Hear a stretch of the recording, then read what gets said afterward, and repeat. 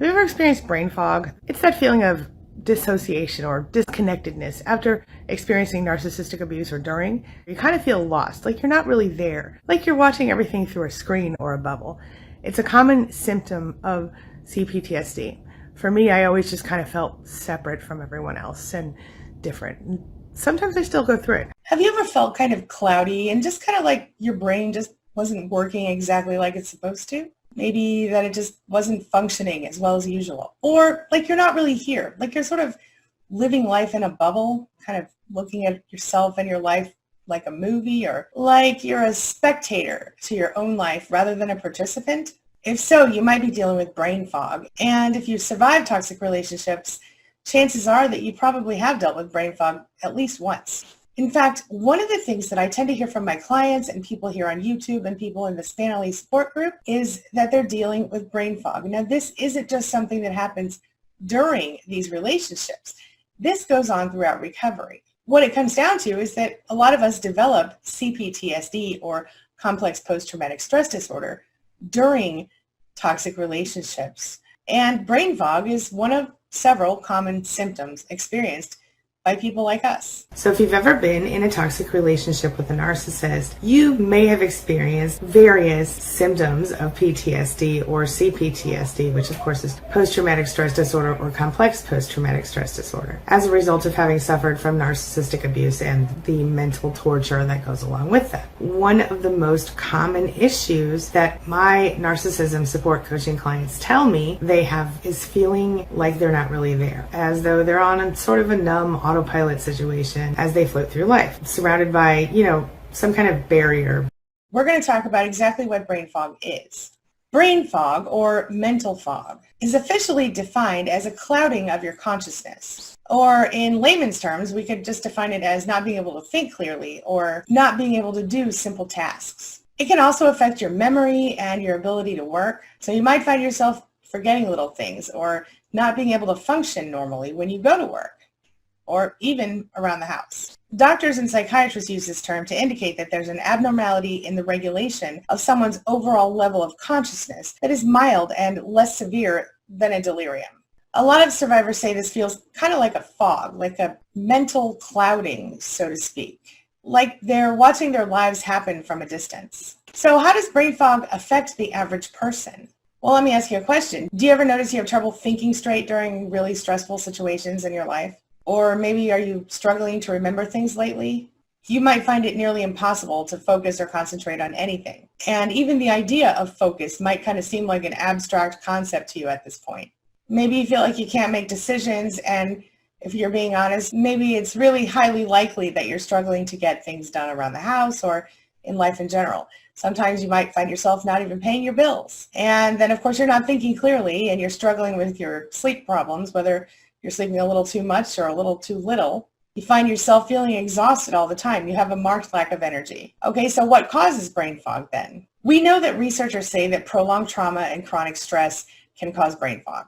This, of course, includes the ongoing trauma and chronic stress that we experience in toxic relationships. Just to give you a little heads up, though, it could also be a sign of something more serious, maybe another kind of health issue. So it's really, really important that you do go and talk to your doctor before you assume anything.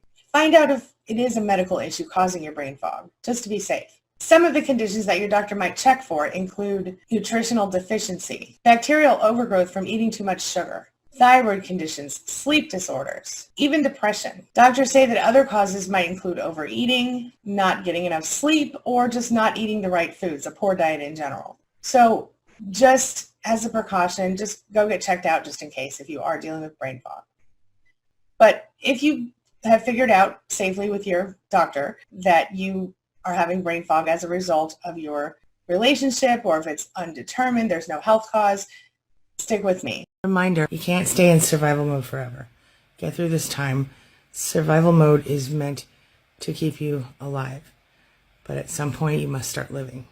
Narcissistic abuse syndrome is just another term for C-PTSD, or complex post-traumatic stress disorder, a psychological disorder that can develop in response to prolonged, repeated experience of interpersonal trauma in a context in which the individual has little or no chance of escape, like narcissistic abuse. So when we first met the narcissist in our lives, they probably seemed like a really good, safe, positive choice, right? As it turns out, we by now know that the narcissist was not a safe person for us to be involved with. It turns out that for us, love may have been a dangerous choice. Even though the relationship started off in a love-bombing place where everything was awesome, we were being idealized, before we knew it, we were being quickly devalued, quickly discarded, or falling into that cycle of idealized, devalued, discarded, idealized, devalued, discard. This led to our finding ourselves under the control of the narcissists in our lives. And before we knew it, we couldn't move. We couldn't do anything, and we found ourselves stuck. The fact is that being with a narcissist or any type of toxic person can literally destroy your life. But what is it that causes a narcissist to do these things to us?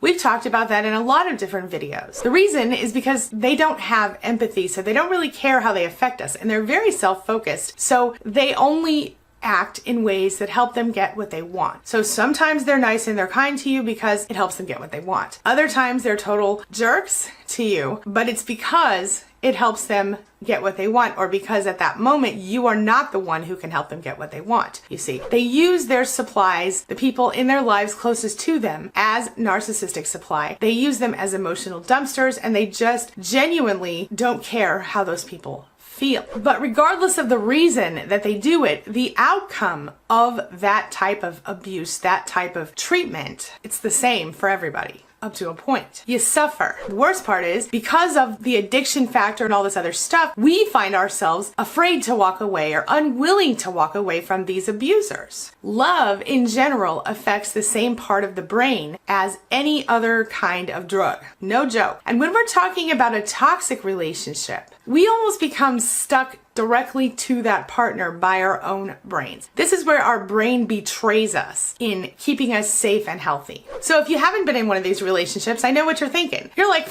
whatever, they should just walk away. It's their own fault. I used to think things like that too, until I actually ended up in a relationship like that. Now I understand how difficult it can be, and especially when you've got shared finances, children, legal stuff together like that. But even in a relationship where it's just a dating situation, you still might feel unable to walk away. Why is that? I mean, we shouldn't have to stay with someone who scares us, or someone who intimidates us, or someone who controls us, right? I mean, the fact is that the best possible answer is to walk away and go no contact. We all know that, right? Yeah, it's logical, but is it feasible? Well, yeah, I do believe it's feasible. I do believe it can be done. I've seen it be done often. But here's what you have to understand. The way that your brain naturally functions can literally stop you from walking away from a narcissist. The addiction to your abuser happens for a number of reasons, but when we're talking about specifically our neurochemistry, the way our brains work, we need to think about things like the sort of ingredients that contribute to our addiction. So for one, we have oxytocin, which contributes to our bond with this person. Then we have the endogenous opioids, which deal with pleasure, pain, withdrawal, dependence on the narcissist. Then there's the corticotropin releasing factor, which is due to stress and also contributes to withdrawal. Then we have dopamine, which we've talked about a lot of times. It's part of the whole craving thing, the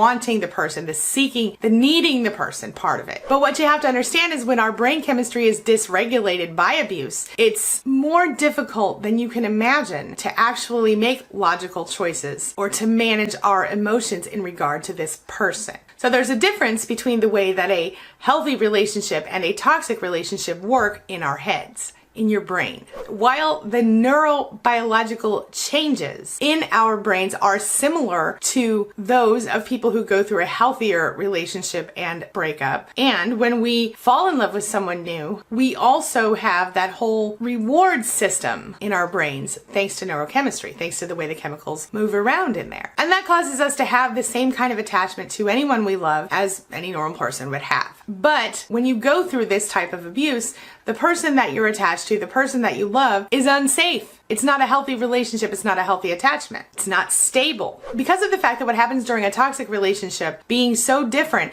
than what happens in a healthy relationship, it causes a big difference in the way that we function as individuals in the relationship and the way that our brains work in that relationship. So for example, our brains become like hypervigilant, extremely responsive. This is part of the C-PTSD thing. We worry, we stress, we get overwhelmed by stuff. We release chemicals that are a direct reaction to our toxic partner's behavior and way of being. This is a direct response to what is happening around us in our environment, to the abuse we are experiencing. The messed up part here is that when we pull away and we try to leave, guess what happens? Just like in a normal relationship, that oxytocin kicks in. What does that mean? It means that our bonding chemicals are kicking in. We're missing the bonding with that person. Of course, the same thing happens for all the other chemicals we talked about. The thing is that normal partners, healthy partners, they don't create the same hypervigilance or the same state of emotional charge. Does that make sense?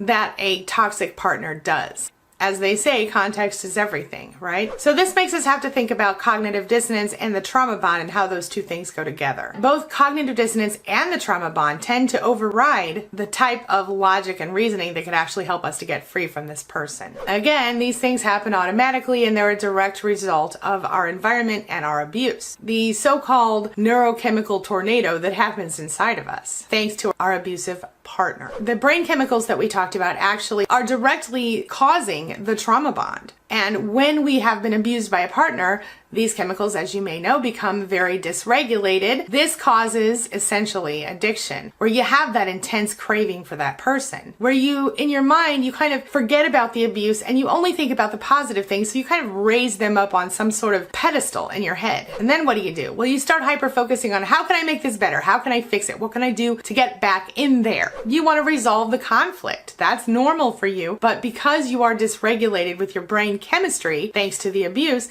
it's very difficult for you to find your place there again. You start deceiving yourself. You go back into that cognitive dissonance and you start making excuses for the abuser and maybe even trying to change yourself to make their life better. You make excuses for this person to your family and your friends and even yourself. You try to minimize it or explain it away, and you believe it for a moment that maybe they really won't do that again. And when they do it again, you make more excuses. Why do we do this? The fact is that our brains work against us here. We become involved in relationships that cause us serious harm because our brain chemistry sort of creates that false sense of connection, thanks to the dysregulation that happens because of the abuse. For women, the oxytocin, which is a neuropeptide, actually increases in response to our social environment, which means that we will actually release oxytocin when we feel upset and stressed out. And if you remember correctly, oxytocin is what's responsible for bonding with the narcissist or anyone we love. Well,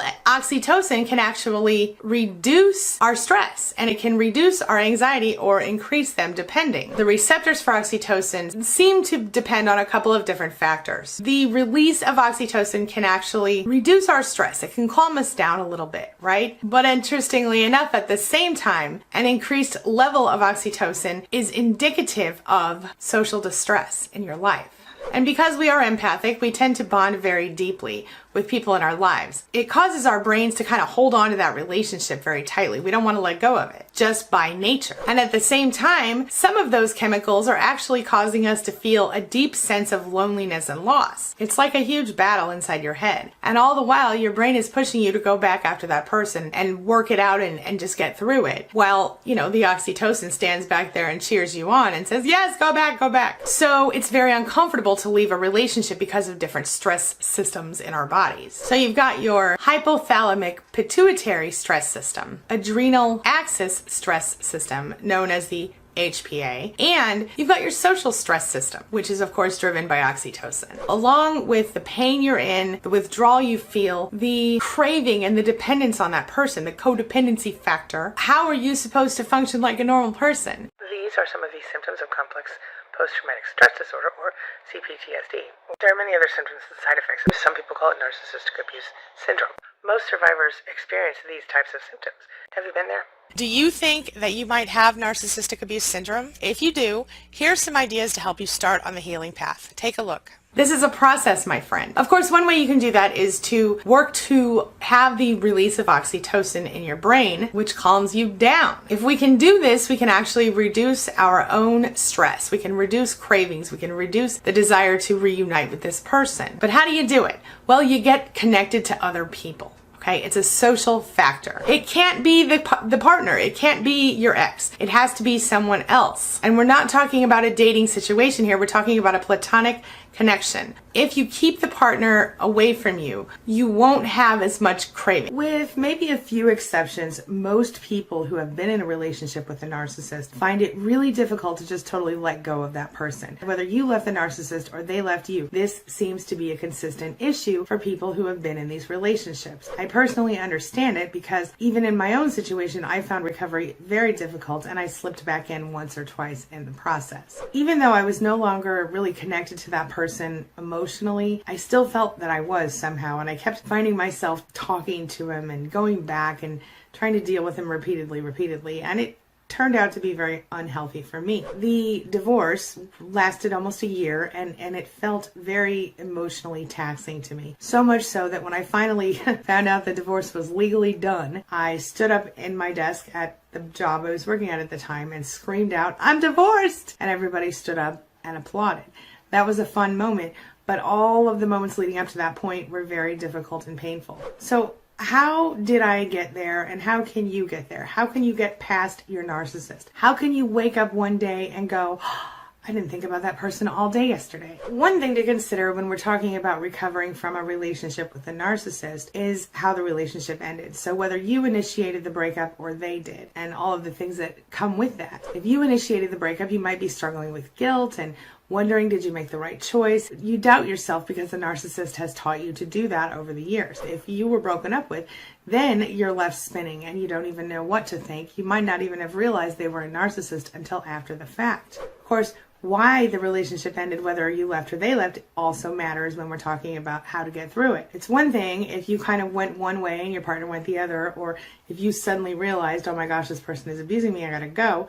But it's a whole other ball of wax if we're talking about you found out you got cheated on or something terrible happened that gave you the catalyst that you needed to kind of step out of that relationship. Well, then the other thing is if your partner turns out to have been some sort of an addict, like a drug or alcohol addict or something else, this can also cause the marriage to end or a relationship to end, and that leads to other issues. Now, if we're talking about a family member or a friend who you've had to go no contact with, other issues might be involved. Whether you went no contact or they did, either way, you're still probably struggling with similar feelings. One reason that recovering from a narcissist is so difficult is because the narcissist by nature does the push and pull thing. Do you know what I'm talking about? That's when the narcissist will desperately want you one second and then the next second push you away. And it seems like the moment that they have you, if they say, oh my God, I can't live without you, I don't know what I'm going to do, and you give in and you go, okay, let's stay together. Within minutes, sometimes they're back on the same old abusive track. So they want you, they get you, they push you away. It's an ongoing cycle. We've talked about this before, how being with a narcissist, you go through the love bombing phase, then you go through the devalue phase and the discard phase, and then it circles right back around to love bombing or hoovering, depending on whether or not they actually discarded you or they just mentally and emotionally discarded you and stayed in the relationship. Because of their typical cycle, they tend to want to kind of re-insinuate themselves back into your life. They want to send you a crazy text message, or they want to drive by your house, or they want to call you for something that is completely unrelated to anything. Did you get the dog shots this month or whatever? And they kind of keep themselves in your life. Part of that reason for that is they want to have you as backup supply just in case whatever they're on right now doesn't work out. Part of it is to have control and lots of other things. One of the questions that was asked to me today in the group session was, do narcissists get jealous? Well, do they? Sure they do. And we talked about that in a whole video. But do they get jealous when they've moved on and then they find out you're dating someone else? Yeah, a lot of times they do. Why do they do that? Because they see you as a possession. It's not because they're like, oh, I messed up, I lost the best thing that ever happened to me.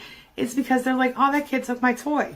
It's the same concept as a kid stealing a toy. As in, the narcissist sees you as an extension of him or herself, and nothing more. They see you as an object to entertain them and to make them happy, something that they possess, not a person, not an individual.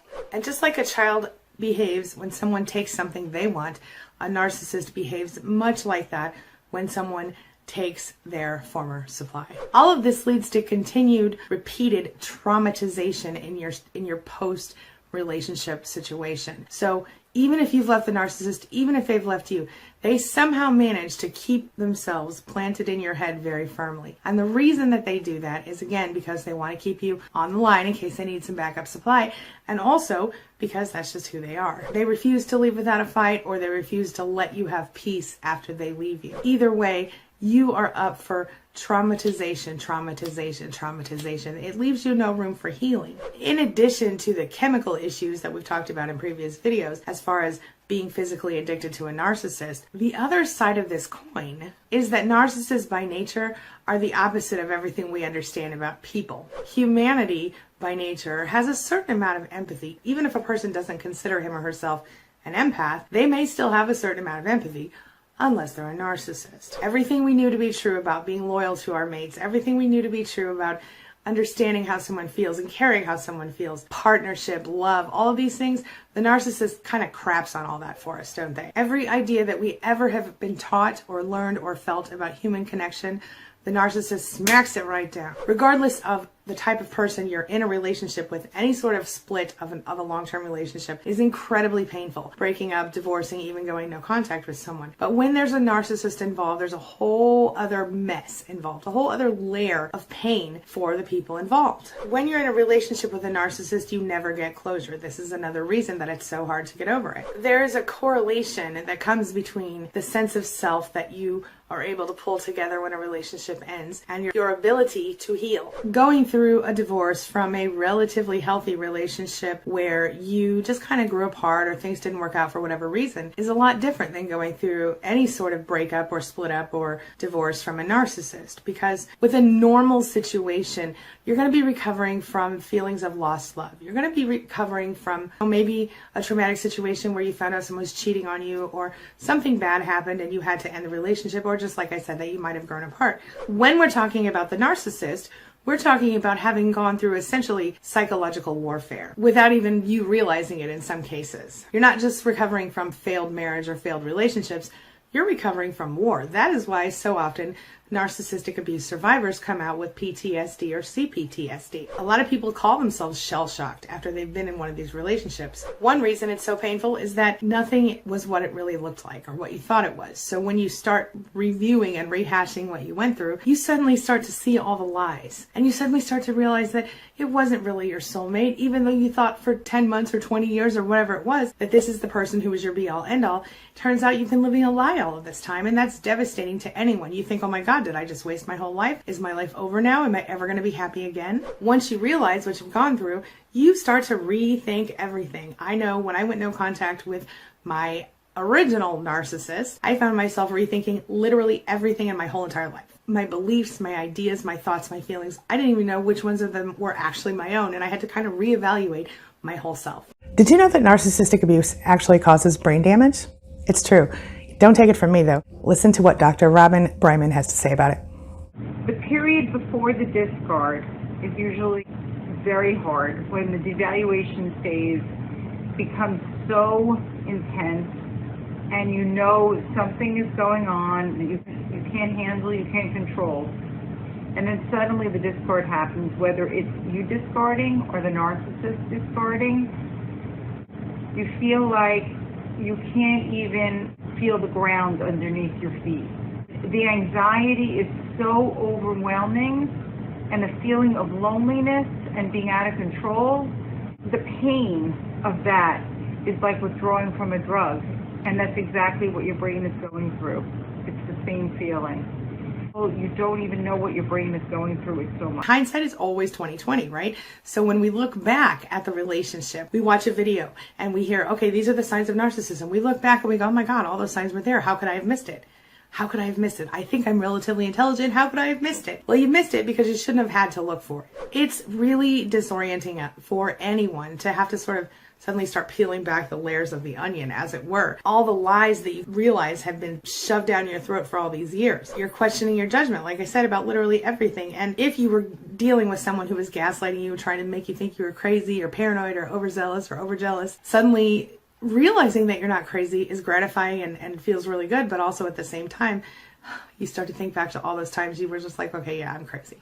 And then you realize, oh my gosh, they really did this. They really did that. This really happened. I can't believe that happened. Did I really go through all this? And so you're devastated by it. And sometimes you're looking for closure and you know you can't get it from a narcissist. And so you're kind of wrestling with it in your own head. And then when you really start to think about it and you realize that over the years and over the months or however long you were together, you started to actually sort of help the narcissist abuse you, it's even worse. What do I mean by that? Well, think about all the times that you conformed to the narcissist's wishes and then you started to pre-conform. I guess I just made that word up. Conform as in, you know, for example, if you know that if you wear a red shirt, the narcissist is angry, you stop wearing red shirts. Well, that's simple enough, right? But when you accidentally sort of collude with the narcissist and sort of help them to abuse you by sort of extending your hand to them and saying, hey, and I mean this metaphorically, hey, take me where you want me to go. Turn me into what you want me to be. And you're not doing that because you don't have a self.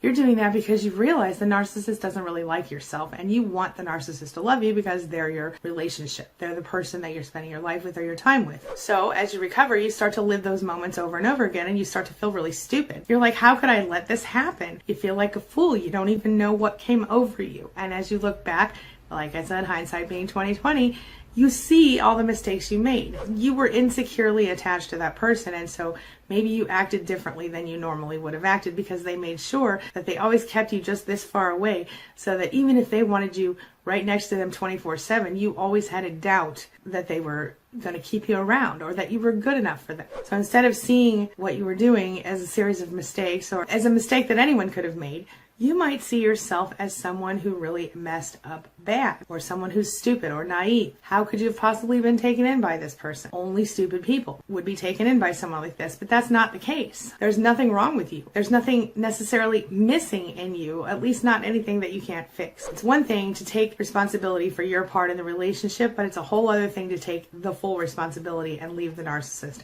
out of it. You can only give someone so many chances, and chances are that you gave that person way more chances than they deserved anyway. Don't criticize yourself. Don't blame yourself. That's not going to help you now. It's very common for us as survivors to blame ourselves for everything that happened in the relationship. But if we tell ourselves that we're the problem, then we believe that all we have to do is change in order to let go of the pain. It's very handy to self-deceive this way, but it doesn't work all the time. The fact is, your partner, your narcissist, the ex, the family member, whoever, they never had any intention of changing. And even if you changed directly at their request or their insistence, you were changing into something that you weren't really in the first place. You were not accepting yourself for who you were, and you were accepting their definition of you as you. It is going to erode your self-esteem, for sure. So not only have you been forced to shove your feelings down all these years or months, you've been forced to lose your sense of self, but now your self-esteem has also been pounded into the ground by this person. And because a narcissist needs to be in control all the time, and because eventually you recognize that it's just a little easier to let them do that during the relationship, you have no sense of control over yourself and your life. One of the worst things about narcissistic abuse is that you never get the validation that you desperately need to get through it. It's one of the worst things about going through not just the abuse, but the recovery part. Because one of the ways that we heal as humans is through validation. This is validation that we so desperately want and need and never get in these situations. When a healthy person hurts someone in a relationship, they know that they've done something wrong. And even if they don't exactly agree with the person's perspective, they often give the person the simple gift of validating their perspective. And that's something that narcissists will never do. So how are you supposed to get over narcissistic abuse when you don't even really fully understand what happened and you'll never get validation from that abuse? Like I said, narcissists, they don't take responsibility for their behavior ever. So you're not going to get an I'm sorry from a narcissist that's sincere. You're not going to get any validation for the pain that they caused you or anything else that they've put you through. The fact is, by nature, narcissistic personality disorder makes it almost impossible for a narcissist to actually accept any responsibility or to validate any of your pain and stress in the situation. They don't want to admit they've had anything to do with the problem, and they certainly don't want to validate anything that you say that may kind of negate their personal story about the whole deal, right? So as someone who's gone through narcissistic abuse, chances are that anytime you've attempted to gain validation from your abuser, whether you did that through discussion or just simply saying, this is how I felt, can you please, be sorry or something, or, even to get general validation, you're probably met with things like rejection, dismissal, judgment, and quite honestly, very serious narcissistic rage anytime you ask for the validation that you so desperately need in order to heal. Like we just recently talked about, narcissists very often have a way of telling us to stop living in the past anytime we ask for any sort of validation at all for something they've done to hurt our feelings. And if we've been discarded, we might as well forget it. So how are we supposed to get through this? The fact of the matter is, it's almost impossible for literally anyone, abused or otherwise, to get through any emotional upset when their feelings are being consistently discounted and ignored.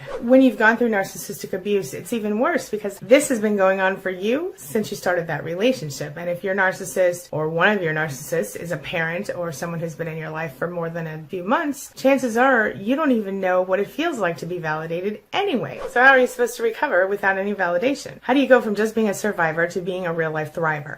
How do you find yourself again? How do you find happiness again? Well, here's the thing. You're going to need a lot of inner strength, and that feels hard sometimes because when we've gone through this, the inner strength that we need is often completely drained from us by the narcissist.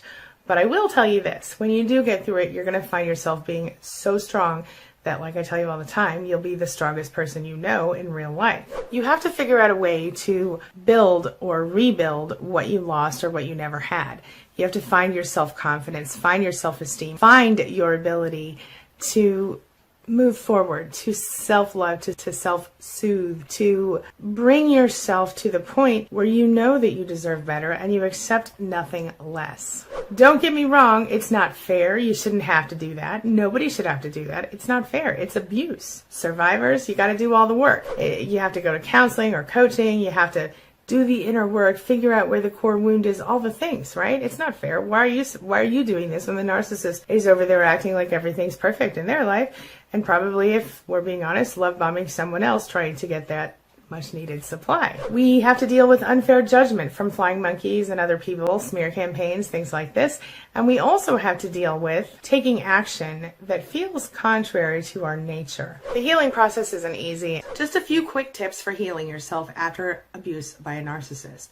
First of all, write down everything you went through and stick it in a drawer somewhere so that when you feel tempted to go back to the narcissist, you won't fall for it. Secondly, write and think logically. Even though your emotions want to jump into this whole deal and let it go, when you're working on understanding what you went through, because now you've already discovered it, now you're trying to understand it, right? When you're working on understanding what you're going through and what you've been through, think on a logical level. If you can manage to focus on the logic of it and the science of it, it can help you to start to sort of deal with and understand the emotions of it. On the flip side of that, though, don't shove your emotions down. If you need some time to sit down and cry and let stuff out, just do it. You've spent way too long shoving those emotions down in the first place. Now it's time for you to learn to feel your emotions again and let them pass and deal with them as you can. Next thing you want to do is treat yourself with love and compassion. Unconditional self-acceptance, unconditional self-love. Love yourself in the same way that a good mother would have loved you. Think about what you would say to someone in your same situation who you love. What would you say to your child or your friend or your niece or your nephew? What would you say to someone you love and care about in the same situation as you? How would you tell them to proceed? Tell yourself the same thing. Don't judge yourself. Be understanding to yourself. Don't beat yourself up for being dumb enough to get involved with a narcissist. Instead, stay focused on the fact that you were strong enough to get out and heal. Understand that you accidentally got involved. You really thought this person was someone else, and it's not your fault. They showed you a different person when you got involved. You didn't sign up for a narcissist. You got stuck with one. Understand that you're not the only one going through this. You're not alone. That's why this channel exists. That's why the SPAN group exists. And you can check that out at queenbeing.com/SPAN. S-P-A-N, and understand that there's a whole community of people who have been affected by these people. And interestingly enough, most of them are very intelligent, very attractive, and very capable. And that's what I think people miss. People think that people who get involved with abusers and control freaks are just dumb idiots or people who are desperate or whatever, but narcissists don't accept people like that. Narcissists only want attractive, intelligent people that they can show off to the world when it suits them. So keep that in mind. This means if you were abused by a narcissist, chances are they found you intelligent and attractive, which means you have something to offer the world beyond what you might see in the mirror today. So give yourself a little credit, my friend. Finally, stick with the no contact thing. Don't allow the narcissist to continue to infect you. If you are dealing with a child situation where you have to deal with child custody, go ahead and deal with them, but only on behalf of the child. Check out my video on parental apps that are court admissible, because there are co-parenting apps that you can use with a narcissist that are actually allowed in court for evidence for various situations. Failing that, do as much as you can by text message or email. Try to never speak to the narcissist on the phone, and if you must, only speak about the children and then end the call. Understand the pain is not going to end today, but if you stay focused on intentionally managing your vibration and focused on what you want and not what you don't want, on what you can control and not what you can't, life will get a whole lot better really quickly. If you choose to intentionally grow and move forward in a new way, it doesn't have to ruin you. The big secret here that I think a lot of survivors don't recognize is that deep down inside, we really are the person we want to be, even if it doesn't show on the outside just yet. See, the truth is that the best way to find yourself again after you go through narcissistic abuse in a toxic relationship is to remember or decide, figure out what it is that makes you happy. What are the activities and the things that you've always wanted to do? Jump into a project. Even if it's a project you do on your kitchen table, jump into something. Find something that makes you feel passionate and exciting. Indulge in the things you love the most. The things that, like I said, maybe you weren't allowed to indulge in when you were with a narcissist. The things that make your soul feel alive.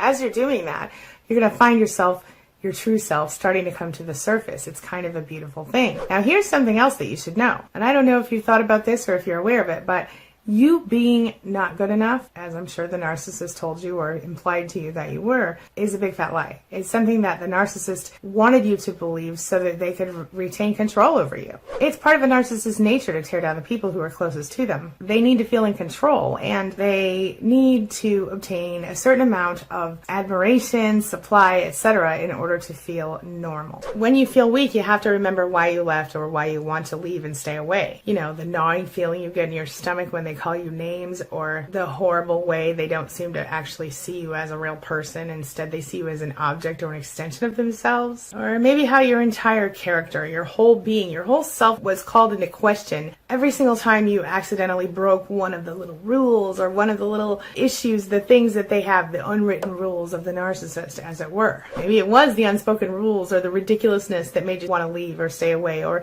maybe you want to stay away because you've been discarded one time too many, you're just done. Or maybe you want to stay away because you're tired of double standards and double lives and bull crap. Whatever your reason is, write all that down, and don't forget to include the emotional feelings so that when you do feel weak, you can look back at that list and figure that out. I want you to remember that now you're the one who gets to decide what happens. You're the one who chooses your fate from here on out. You can choose to be miserable forever if you want to, but that sucks. I suggest that no matter what, you don't scare yourself into staying or going back to a narcissist. They're going to try to make you feel afraid and insecure. It's all part of their plan to keep you under control. The narcissist wants you to think that you can't live without them, and they want you to think that if you leave, your life is going to fall apart. They want you to think that you can't do better. And I want you to know that none of that is true. Don't let the narcissist's false threats scare you. Don't let them fool you into thinking you can't live without them. The fact of the matter is, it might feel a little scary to be in control of your life now and to be in full control and to be the one responsible for all the decisions. But I promise you it's a beautiful thing if you just embrace it.